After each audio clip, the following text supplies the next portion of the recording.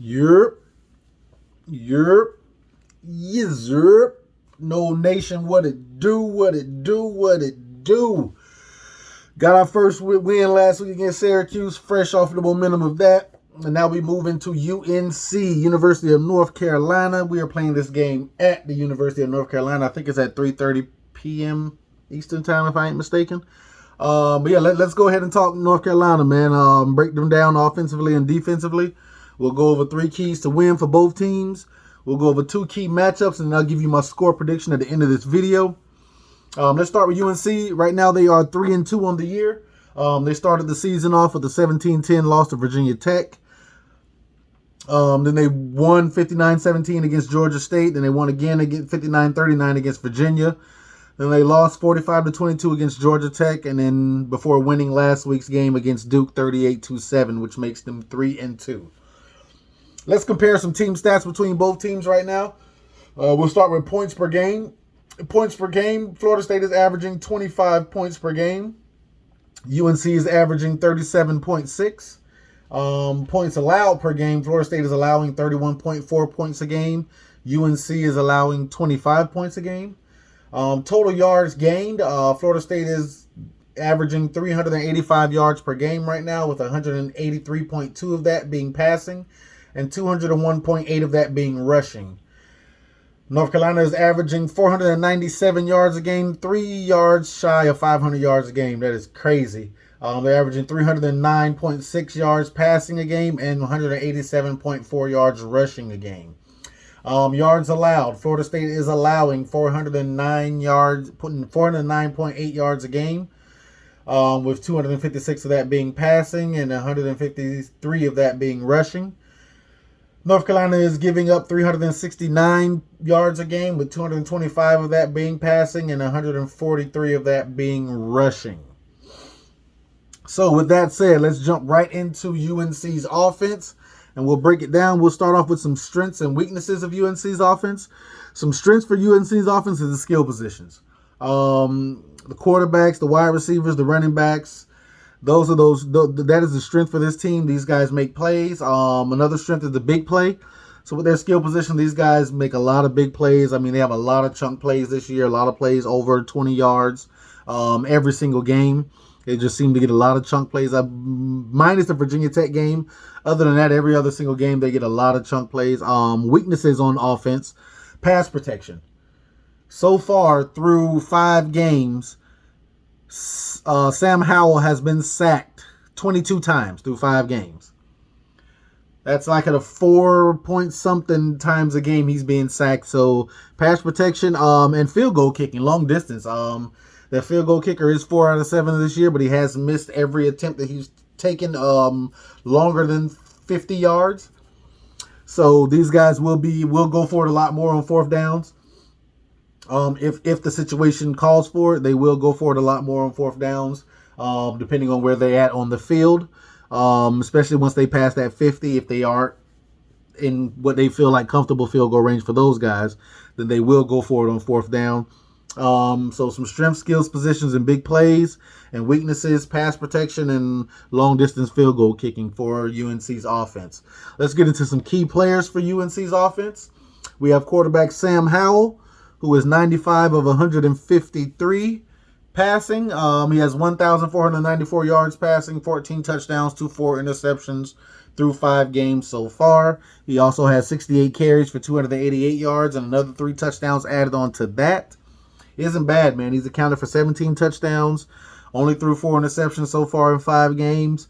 But like I said, he does get sacked a lot. He's been sacked 22 times so far this year, which is high. Might even be the highest in FBS football, but I didn't check those stats, to be honest with you.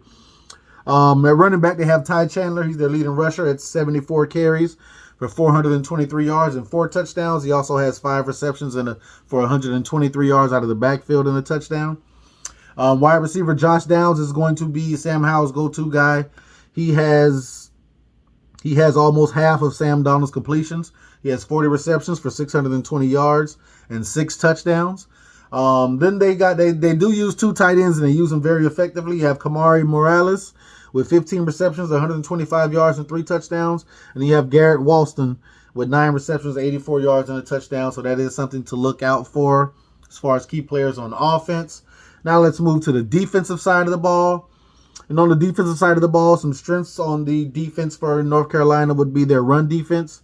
Their run defense has been pretty good, despite, I think, the Georgia Tech game, where they gave up a lot of yards running. But other than that, their run defense has been pretty solid. Weaknesses are pass defense and stopping opposing defenses from sustaining drives. They've given up a lot of points this year in a couple games. They've given up 39 to Virginia. They won that game. They gave up 45 to Georgia Tech. In that game, and the pass defense is a weakness. And the reason why I say it is a weakness because if I'm not mistaken, 3 out of their top 4 tacklers are in the defensive backfield. So 3 out of their top 4 guys who lead the team in tackles are DB cornerbacks or safeties, which means that the passing game is vulnerable. These guys are making a lot of tackles a game, right? I mean, a lot of them. They can't stop nobody when it comes to passing the ball. I'm just letting you know. So let's go to some key players here. On the defensive line, you got Myles Murphy. Myles Murphy got 16 tackles, 3 sacks, 6.5 tackles for loss. Then you go with linebacker Jeremiah Gemmel. However you say his last name, he has 25 tackles, 3 for loss. He's tied for the leading tackles on the team. You have linebacker Kamon Rucker, who has 15 tackles, 2.5 sacks, 4 for loss, and he does have a forced fumble as well.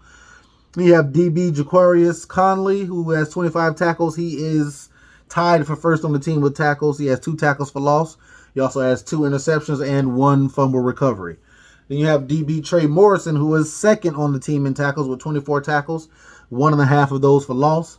He has 1 forced fumble, 1 fumble recovery, and 1 defensive touchdown as well. Now let's get into 3 keys for UNC to win this game. Number 1, UNC has to protect Sam Howell and attack FSU's DBs. Sam Howell's been sacked 22 times. FSU has shown ability to rush the quarterback this year and get after the quarterback with Jermaine Johnson and all those guys. But yeah, man, they have to protect Sam Howell and they have to attack FSU's DBs. I mean, North Carolina wants to throw the ball all over the place. And if there's been an Achilles heel on FSU's defense this season, guess what it has been? Coverage. Covering people. For some reason, we cannot cover people and we cannot stop big plays. And we always have 3 to 4 mental lapses or coverage breakdowns in the defensive backfield. And I think that's something that we have to shore up on our end, Seminoles fans. But as far as a key to win for UNC, number 1, they have to protect Sam Howell. And then by protecting Sam Howell, that allows Sam Howell to attack FSU's DBs. And that's something that they're going to have to do, right? Number 2, get after Jordan Travis. UNC is going to have to get after Jordan Travis. Jordan Travis, I think, if I'm not mistaken, Jordan Travis had a pretty good game against them last year with his legs and with his arms a little bit. So UNC just gonna have to get after it, man. They're gonna have to get after Jordan Travis. Florida State's offensive line has shown that they are vulnerable to giving up sacks this year. I think so far this year they've given up a total of 8 sacks between both the quarterbacks. So yeah, they have to get after Jordan Travis as number 2. Number 3, make FSU one-dimensional offense, and that means either you're going to take the pass away or you're going to take the run away. In North Carolina's favor, I feel they should take the run away since that's something that we do really well and make us a passing team, which is something that we don't do good at all. But they have to make us one-dimensional. We can't be successful on both passing the ball and running the ball. I think that doesn't spell success for UNC. So for UNC, the 3rd key I have for them is to make FSU one-dimensional offense, either by taking away the run and making us pass the ball, which is the more viable option if you ask me, or by taking away the pass and making us try to run the ball down their throat and them stacking the box for the rest of the game because they know that we aren't going to take chances deep and our receivers can't beat them.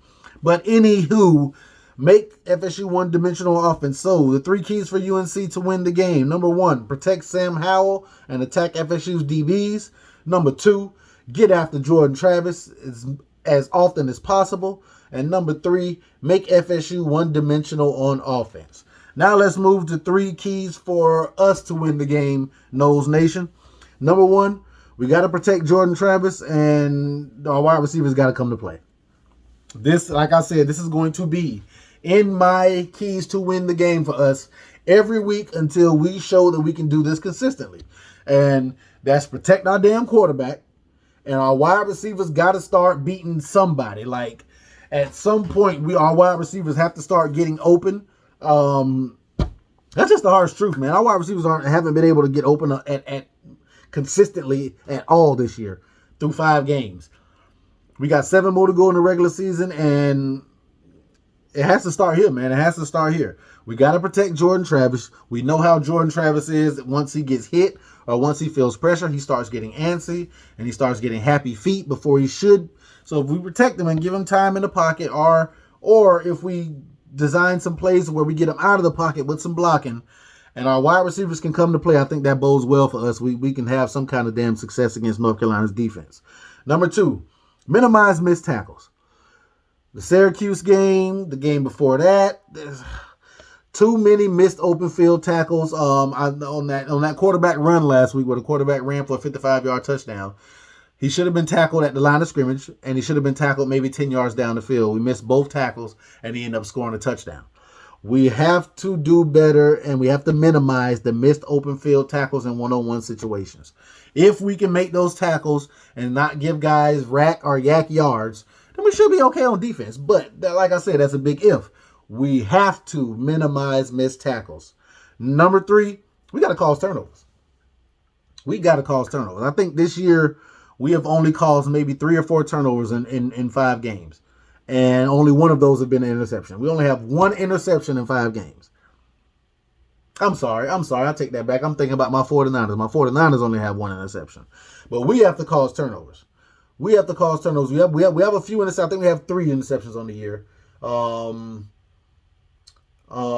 Travis J has 2, and I think somebody else has 1, if I'm not mistaken. 3 or 4 interceptions on the year. I do apologize about that. We have about 7, 8 turnovers that we caused, but we got to cause turnovers against UNC. We got to take the ball away from their offense, and causing turnovers doesn't necessarily mean to me like taking the ball away like interceptions and stuff. We just have to get off the field on defense, man. 3 and outs, man. 3 and outs, get off the field or take the ball away from them some way. But we have to cause turnovers. We have to get off the field for number 3. So number 1, protect Jordan Travis. Wide receivers have to come to play. Number 2, minimize missed tackles. And number 3, cause turnovers and get the defense off the field. We cannot have our defense on the field forever in this game. Now, moving forward, the 2 key matchups that I am looking forward to watching on Saturday. Number 1, FSU's wide receivers versus UNC's cornerbacks and safeties. North Carolina's cornerbacks and safeties have been known to give up some plays downfield this year. They've also been known to give up some catches and some short catches and some rack yards. What can our wide receivers do against a defensive backfield whose leading tacklers are in the defensive backfield on this team, right? What do we do? Can our wide receivers get open? Can they create some space? Can they make life easier for Jordan Travis on a hostile environment on the road in North Carolina? We shall see. My second matchup is UNC's offensive line versus FSU's pass rush. Like I said, them boys have given up 22 sacks on the year, and I think our pass rush can have some success. It just depends on the game Adam Fuller is going to call. Is he going to bring more pressure? Is he only going to try to get pressure with 4?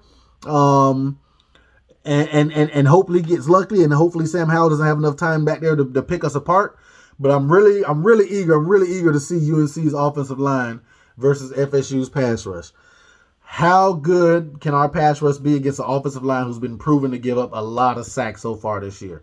Those are my key matchups. And now for the finale. For my pick for this game. No, Nation, don't hate me, but I have UNC winning this game 27-24. Once again, I have North Carolina winning this game 27-24, and that score is depending on how good our offense can play and how much our DBs can cover a team who loves to throw the ball around everywhere. You guys let me know how you feel about this game down in the comments and your score prediction. Remember to always like, comment, share, subscribe, hit that notification bell, and y'all already know who I am. This is Rail. And I got a damn sports opinion. Holla at me.